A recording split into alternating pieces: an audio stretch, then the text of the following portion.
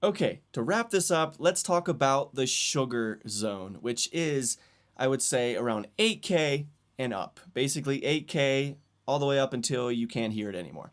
So what I'm going to do is switch this. Right now it's in peaking mode, and I'm going to switch it to a shelf that looks like this. Let me go with the 12 dB. Yeah. So basically from 8K and up, if you want to add a bit of that air, that super high-end clarity, or that sheenness to your track, right? Then this is where you want to do it. Again, just like I talked about in the 5K to 8K range, I generally will use harmonic exciters and plugins like Sausage Fattener or Revival by Slate Digital or Air EQ. I will use those plugins to achieve this sort of thing. However, I think it's still important and valuable to understand visually what these plugins are doing, because this is often what they're doing, is this type of shelf boost up in this range. So let's listen to what this sounds like. We evolve and right, it's that very tinny, airy quality. With asteroids and aliens every turn. Now, I'm personally not the biggest fan of this range, especially if it's pretty drastic. I'm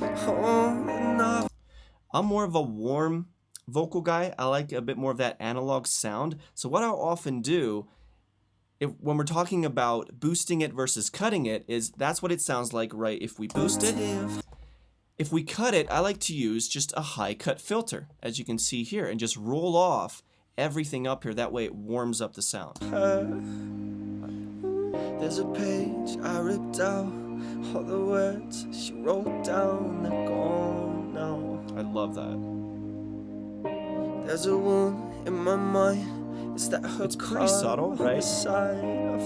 But if you're listening on very high-end headphones or earbuds that favor those high frequencies, you'll definitely feel it and hear it. And I love making this move. If you want to give your vocals a bit more of that analog, warm feel, just roll off the top end.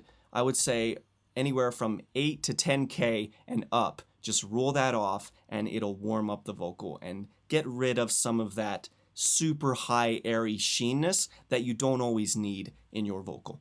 So, my friend, those are the 7 zones of vocal EQ. I really hope this was helpful. Be sure to delve into the couple of bonus videos that I've added to this module.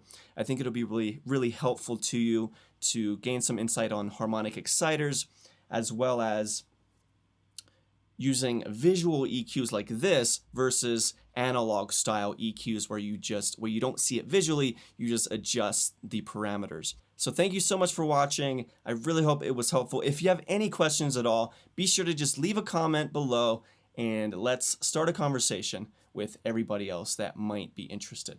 So thank you so much. Let's move on.